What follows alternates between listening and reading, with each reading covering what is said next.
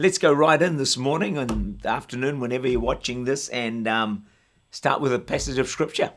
That's original, isn't it? So I think it's a good thing to do. We're Christians, we have a Bible, so we need to read scripture. So Matthew 5:13-16, you are the salt of the earth. It's talking to you, talking to me. But if the salt loses its saltiness, well, that's scary, isn't it? How can it be made salty again? It's no longer good for anything except to be thrown out and trampled by men. That's pretty frightening. Then, hey, not only is salt, you are the light of the world. A city on a hill cannot be hidden. Neither do people light a lamp and put it under a bowl. Instead, they put it on its stand, and it gives light to everyone in the house. In the same way, let your light shine before men, that they may see your good deeds and praise your Father in heaven. One of our great challenges in the Western world and for the Western church today is, how do we live in a society and a culture that is so far away from God and away from his ways?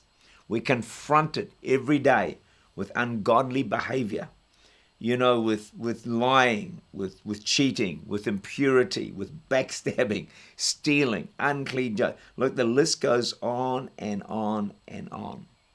We're surrounded by it. Matthew 5 says we're to be the salt and the light in the world.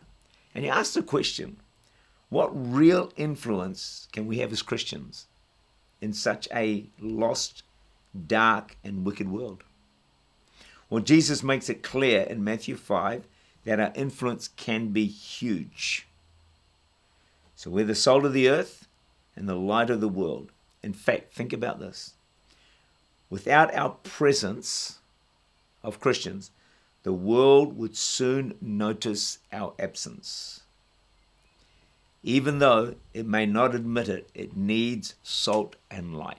Take Christianity out, Christians out, the deterioration would just exponentially increase. The late Peter Marshall loved to tell the story of the keeper of the spring. It's a great story. A quiet forest dweller lived high above the Austrian village up in the Alps. He'd been hired years before by a young town council to clear away the debris from the pools of water up in the mountain crevices that fed the lovely spring flowing through the town. With faithful, silent regularity, he patrolled the hills, removed the leaves and the branches, wiped away the silt that would otherwise choke and contaminate the fresh flow of water. The village became a popular place for holidays. Graceful swans floated along the crystal clear spring. The mill wheels of various businesses located near the water turned day and night. Farmlands were naturally irrigated, and the views from the restaurants were picturesque beyond description. Well, the years passed by, and one evening the council had a meeting, and one man noticed the salary being paid to this obscure village keeper of the spring.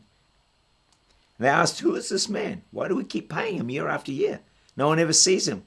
All we know, he's doing no good at all. He isn't necessary. So by unanimous vote, he was dispensed with. For a few weeks, nothing changed. Soon the trees began to shed their small leaves. Small branches began to fall into the pools, hindering the rushing flow of the water. Soon there was a yellowish tint in the spring. A few days later, it was darker.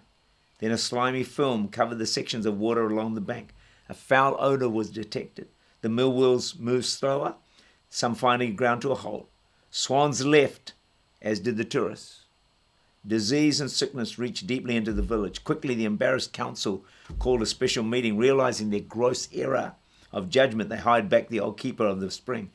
Within a few weeks, the river began to clear up. The wheels started to turn. New life returned to the village and to the Alps again, as did the visitors. What the keeper of the spring meant to the village, Christians mean to our world.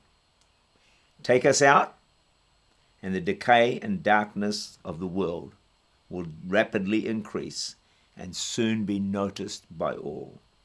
As salt and light, let's not underestimate the impact of our lives and of our presence in the world.